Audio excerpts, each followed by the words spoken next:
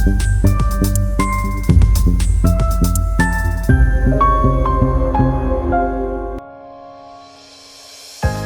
ေ့ခေတ်မှာအောင်မြင်ဖို့အတွက်ဆိုရင်ကလေးတယောက်တည်းကတနေရာထဲမှာကွက်ပြီးဖွံ့ဖြိုးနေုံနဲ့မရတော့ပါဘူး။ IQ ကောင်းအောင်ဆိုပြီးတော့လည်း brain development တစ်ခုတည်းကိုဖွံ့ဖြိုးတိုးတက်အောင်ပြုထောင်နေလို့မရတော့ပါဘူး။တခြားဖွံ့ဖြိုးမှုကဏ္ဍတွေဖြစ်တဲ့စိတ်ပိုင်းဆိုင်ရာဖွံ့ဖြိုးတိုးတက်မှု၊ပေါင်းသင်းဆက်ဆံရေး၊စာရိတ္တကိုယ်ကာယပိုင်းဖွံ့ဖြိုးမှုနဲ့ဘာသာစကားဖွံ့ဖြိုးမှုစတဲ့ဗတ်စုံဖွံ့ဖြိုးတိုးတက်မှုတွေရတယ်အရေးပါလာပါတယ်။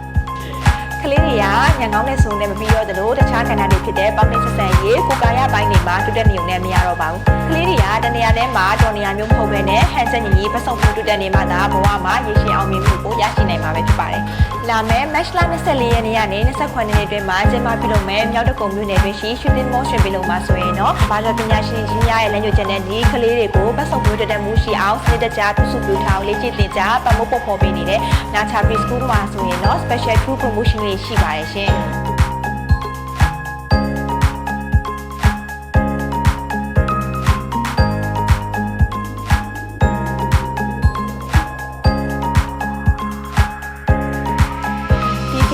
မှာတော့တာမီတို့အတွက် free trial class free registration နဲ့အခြားသော discount များစွာကိုရရှိနိုင်မှာမို့လို့ဖေဖေမေတို့အနေနဲ့ City Mall Shopping ကိုလာရောက်ပြီးဒီလိုခွေးကောင်းတွေကိုလက်မလွတ်တမ်းရယူလိုက်ရအောင်နော်။ March လ24ရက်နေ့ကနေ29ရက်နေ့အတွင်းမှာနာချာကစင်ပရီလုံးမှာစောင့်နေမှာမို့လို့ City Mall Shopping မှာပြန်တွေ့ကြမယ်နော်။ချစ်ရတဲ့တာမီတွေနဲ့အတူ special promotion ကိုအရယူဖို့ City Mall Shopping ကိုလာဖြစ်အောင်လာခဲ့ကြနော်။